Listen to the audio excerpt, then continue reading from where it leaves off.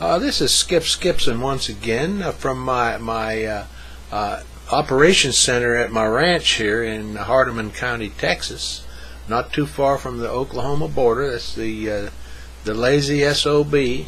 Oh, look, it's not showing my teeth to advantage. I'm having some dental work done here. One of them turtles hit me in the mouth, and it knocked a few tooth loose. Actually, it was sui generis hit me, and it knocked a little teeth out of my mouth.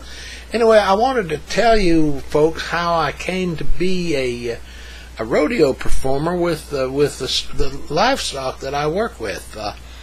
Back a few years ago, when I was 73 years old, I approached the Professional Rodeo Cowboy Association, headquartered in Colorado Springs. We call it the Springs in Colorado.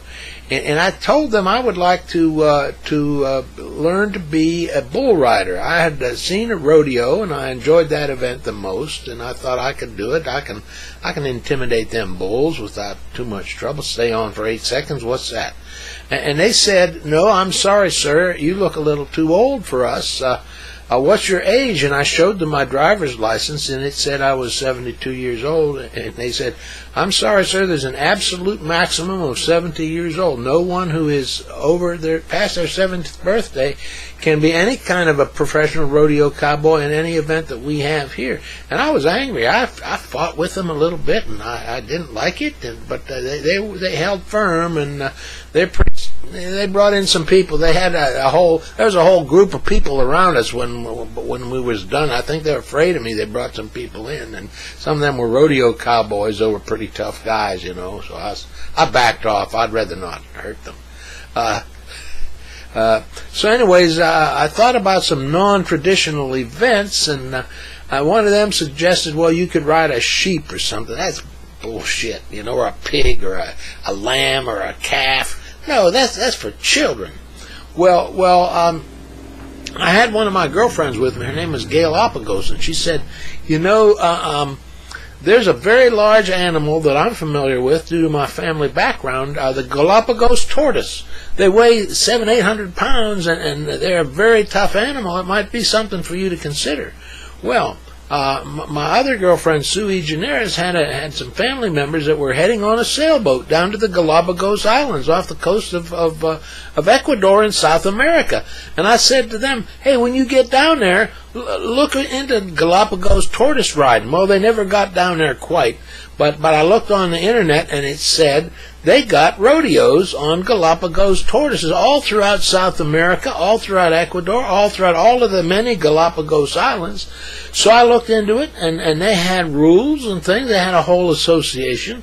I inquired. They said there was no rodeo that they knew of, no rodeo rider, a tortoise rodeo rider in all of North America. Ecuador is in South America. It's the New World, but it's South America. That's down there. We're in North America. And anyways, I said, well, how do I apply? And they sent me the application form. It was in Ecuadorian language, and I tried to do the best I could on filling it out and all, and I did. And so they gave me membership, and I started to be an apprentice Galapagos Tortoise riding cowboy, and because there wasn't a lot of competition, I rose to the top of my field, and before very long, I was a master rider of Galapagos tortoises. Now, bull riding, you may be familiar with bull riding or bronc riding, where you have to stay on for 8 seconds. That's sissy stuff. You got to have your hand up high, and you got to hold on down below, and all that. And they got little rules and crap. 8 seconds. Who can't do that for? Oh, my phone's ringing.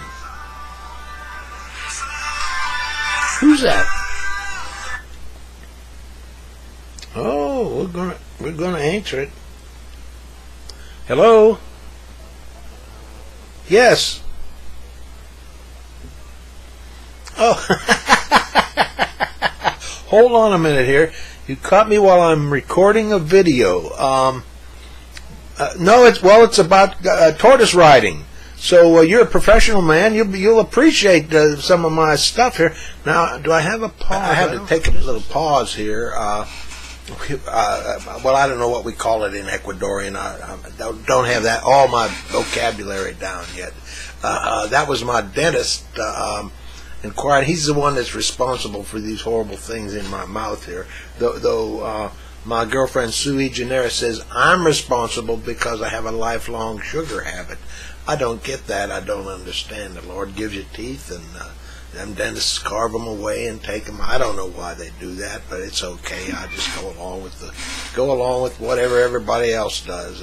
Anyway, I'm getting down to tortoise riding. Many of the viewers may not be familiar with it because though our crowds are very large, most of this is out in the West, and some of my fans are in the East, and I have an awful lot of fans in New York City, the Big Apple. I'm very big there, and they may not understand what tortoise riding is all about.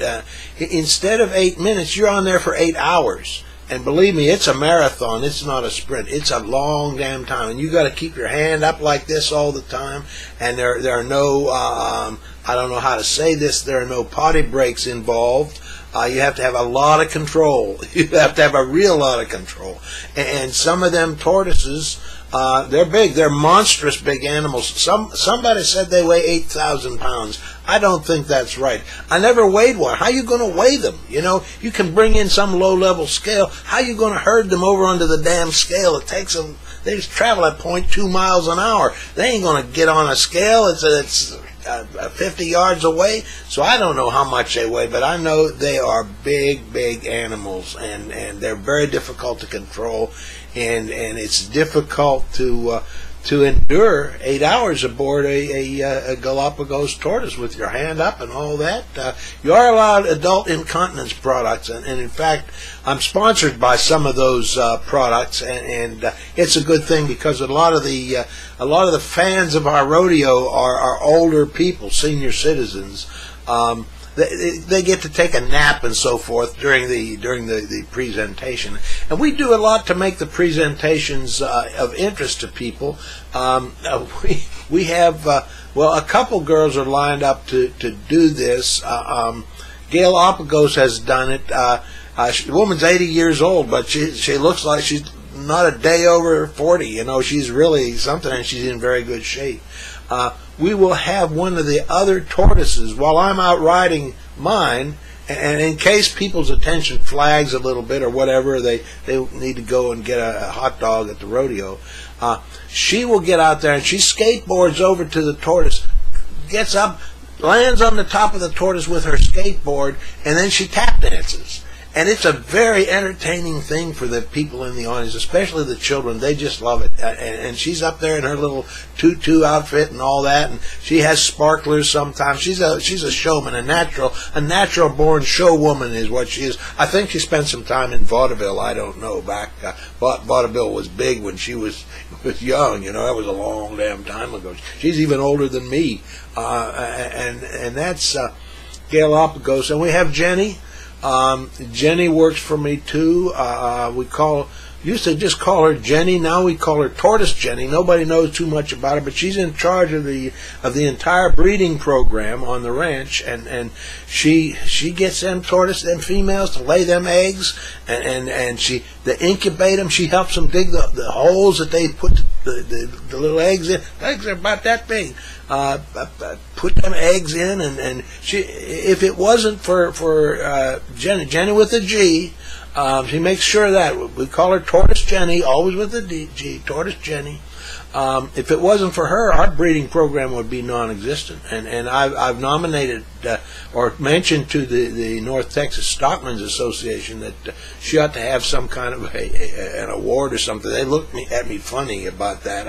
I think they're too tied up with horses and cows and that kind of thing. They're not accustomed to these other animals. Reptiles to them is some damn snake that you shoot or something. I don't know, or a little iguana, or I don't know. But them people, they're Texans. They're kind of backwards. It's what it is. I mean, I don't like to say it, but it is what it is. They don't know nothing about they don't know straight up about a tortoise. In fact, Jenny's story is kind of like the story in the famous cowboy song, Little Joe the Wrangler. Many of you may or may not have heard of it, but in Little Joe the Wrangler, a young boy shows up at the cow camp. He's been abused by his new ma. His pa married twice, and his new ma beat him every day or two. And the boss, the ranch boss, took him under his wing. That's what I did with Jenny, with the G. And he ended up very soon being the wrangler. A wrangler in rodeo terminology is the hand that takes care of the horses. You have lots of horses on a cow ranch and in a cattle drive, and the wrangler takes care of the horses, and that's what sort of Jenny did. We put her in charge of the stock, and she, after a little while, she expressed an interest, said, "Oh, how do these things reproduce?" And I said, "Well, I don't know. I guess they lay eggs. Here, get on the internet and talk to South America. I don't know if you speak South American, but they can translate it, send them a damn email or something." Well, and she did, and she took that over, and she's done very, very well with it. But anyways, I just did want to explain. And I mentioned adult incontinence products and things like that. One of the things that we can do, and we're very successful, it's why we have this nice operations center here, and I have my big spread. One of the things we can do is, because of the nature of the animal that I ride, we can paint on their side advertisements for sponsors. That's not possible with a bull or a bronc or something like that. In the normal rodeo, you see around the edge of the arena, you see them signs advertising chaw tobacco and all that kind of stuff, Wrangler jeans and all that stuff. Well, we can put our advertisements just like a stock car, right on the side of the animal. We get a lot of sponsorship inquiries from, as I said, adult incontinence products, turtle wax. We don't have turtle wax yet, but hey, we're working on them, and it's just a lot of good stuff. I'm so happy that I've encountered this sport after a lifetime of I've been a sedentary man most of my life, and now I'm a top-rated rodeo cowboy. We call it a cowboy because what are they going to say? A tortoise boy or something? No, it just doesn't fit. Cowboy is the name, the generic name for somebody that rides a cow. That's a bull, or a bronc. That's a horse. Or ropes a calf. That's a cow. They I don't know how these English speaking people come up with their terms, but I am a cowboy, and that's what I am.